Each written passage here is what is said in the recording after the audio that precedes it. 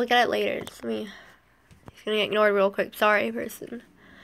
Okay, let's start. Third series. This is a doctor that's looking at everyone's files. After reading several files of the patients here, I was starting to become a little concerned. I have this notion that there is some sort of pattern here, but I can't quite define it yet. I'm especially concerned about the last male patient's claims that he is being shocked or mistreated. We do not do shock therapy here. Shock therapy would actually be a possible treatment for severe unresponsive depression, which is exactly what he has, but we don't do that here. While reading through files last night, one girl's transcript leapt out at me. I know it's strongly part of the pattern I'm sensing, but I still can't quite put it together. That sound.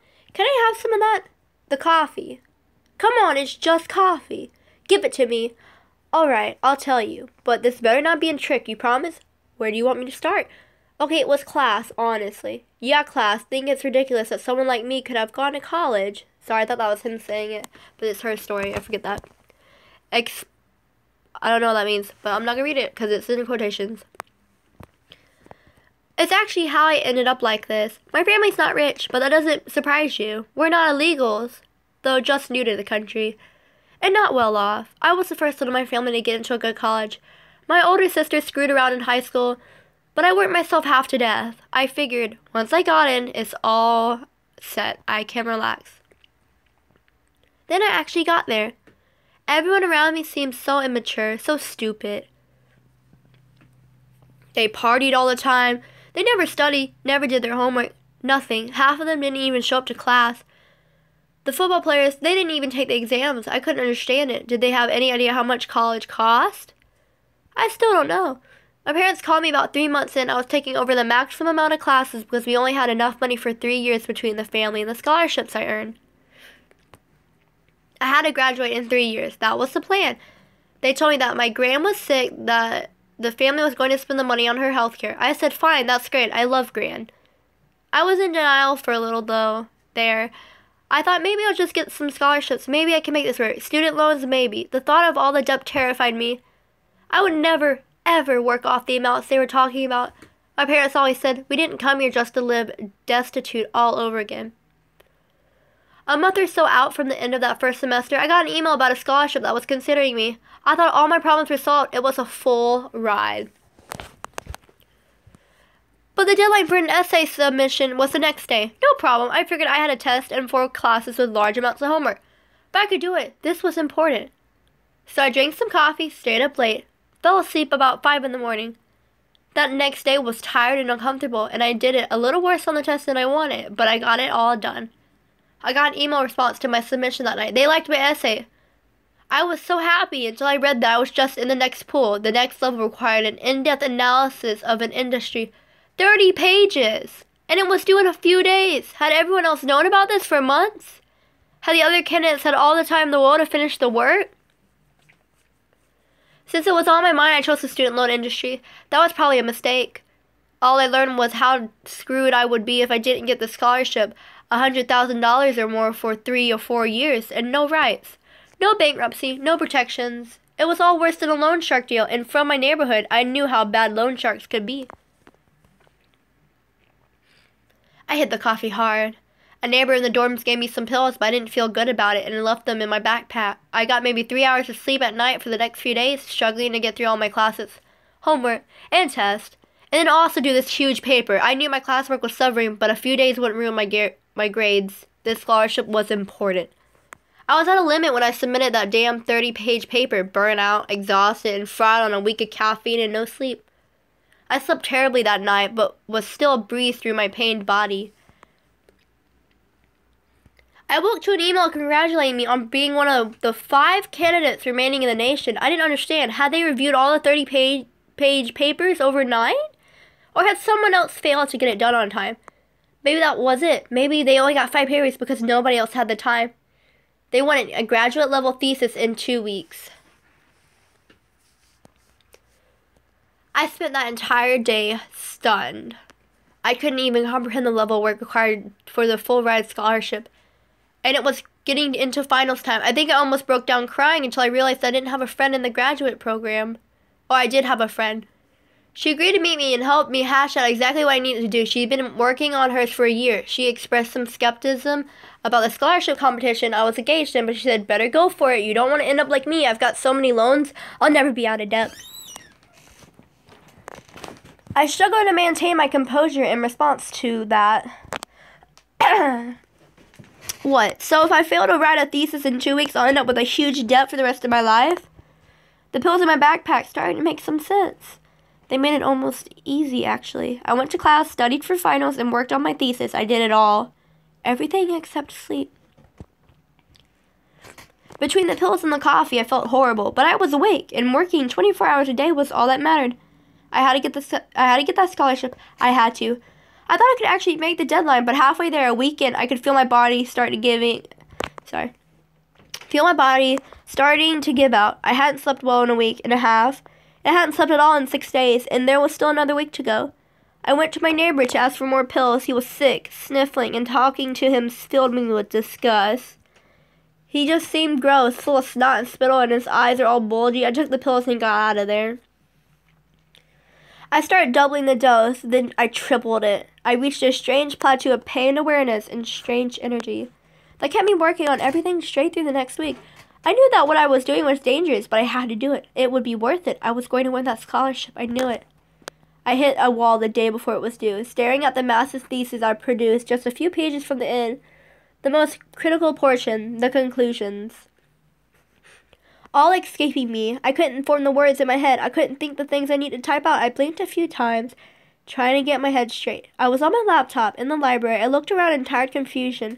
My dorm room, the library, and class had all become a blur as my days without sleep melded into one another.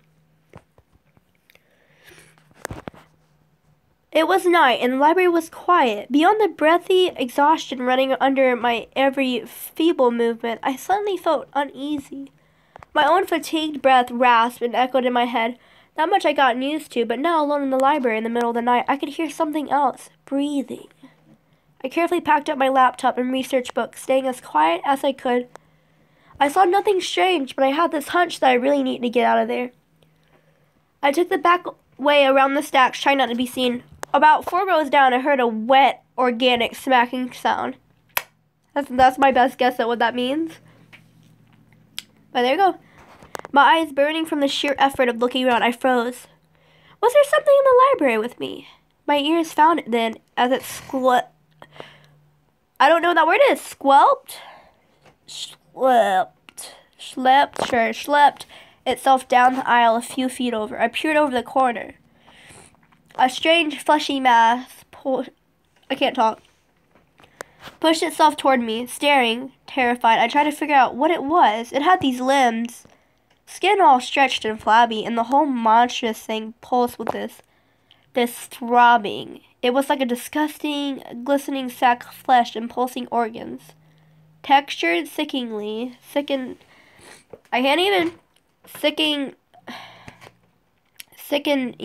sure, with hair poking out in random places.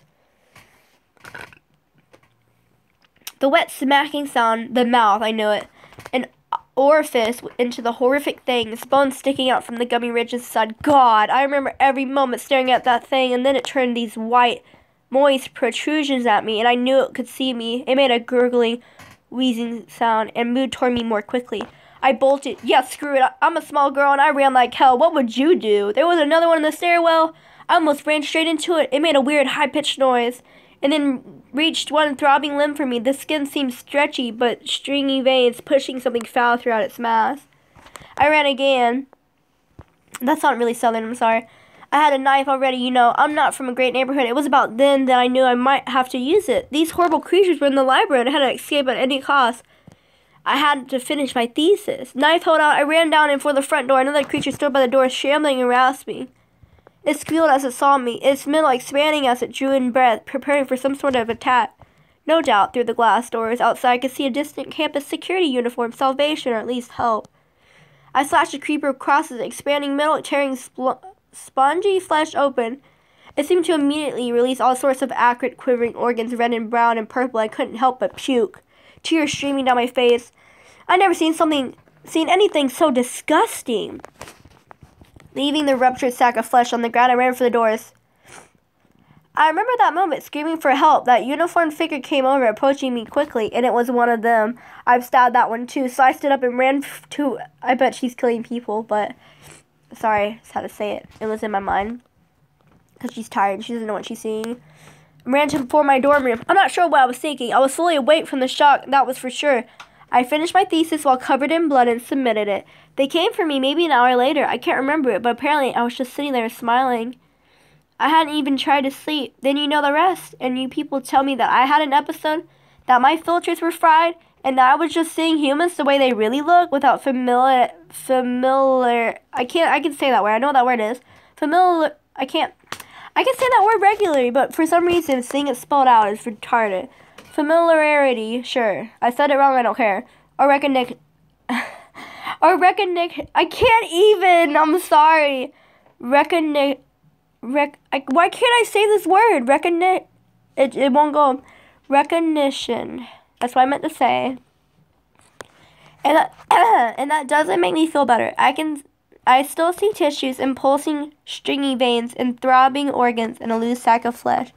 When I look at myself, you stay behind that mirror. Keep me isolated. Am I still broken? What if I never get better? Keep my family away. Keep my gran away. I can't see them like that. God, I'm so tired. Where's that coffee? You promised. I can hear you drinking it back there. Give it to me. Going over the poor girl's transcript, I had a vague flash of memory. The girl was a recent admission. I ran to our mailroom and checked the shredder trash. I thought I'd seen something. And it was there. Someone had sent her a letter to this address. It arrived before she did. It hadn't made any sense at the time, and I'd only randomly been the one to do the mail that day due to the nurse's sick day. Congratulations, the pieces said. You're one of the 3 remaining candidates to qualify for the next round. Please submit within 3 weeks a 4,000 page. The rest was typed. The type level was shredded away, and I couldn't find the envelope or any relevant names or contact information in the pile of paper strips beneath. No matter, this was enough. Something was going on, and this was proof enough to start some sort of investigation. Interesting, the chief of medicine told me. Reading the pieces, he leaned back in his large leather chair. I can't talk, I'm sorry. I'm gonna slow down reading. This does match the story you told me. I think something bigger is going on here, I said. What's it matter? He replied, quite serious. There's more to the story than she's crazy. Doesn't it warrant investigation? She still sees people as monsters, still carved up a security guard and a classmate, he replied. So someone played a prank with the scholarship thing. She's still the one that didn't sleep for weeks and gave herself brain damage. Right. Wait.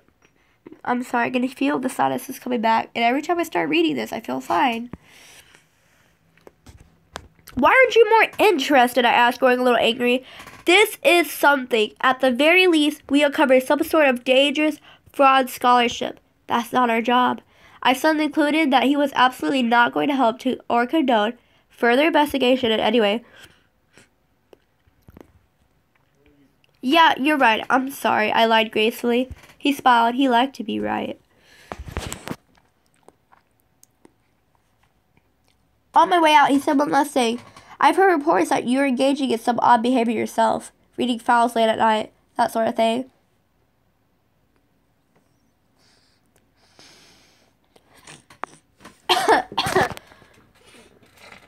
Oh my god, I can feel... Sorry.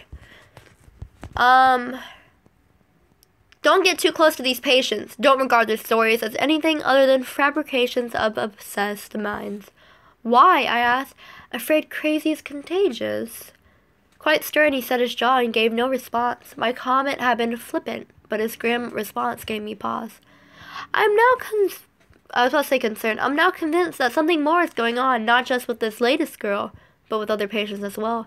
And I'm starting to wonder if we have something to do with it. Update. I'm now certain we are involved in something very dark. That's it, you guys. Sorry. Then once again, my voice, starts off really well.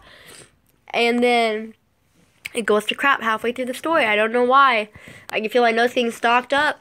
I forgot to mention this, but I'm gonna shout out someone because I watched creepypastas from a lot of people, but the guy that I watched the Asylum, his name is Mr. Creepypasta, and he has like 5 times better voice than I do, and he never messes up. If he does, he probably cuts it out. I can't do that. I have a new editor now, so maybe he could do that. Maybe I can tell him. But like every time I mess up, I don't give myself time to take it out, so I don't think he could fix that. He could probably add music though for these videos, so that's nice. So I'm gonna put it in the description. His name is Mr. Creepypasta, and he does Asylum. Pretty good. That's all I gotta do, you guys. Where's the... Okay. Bye.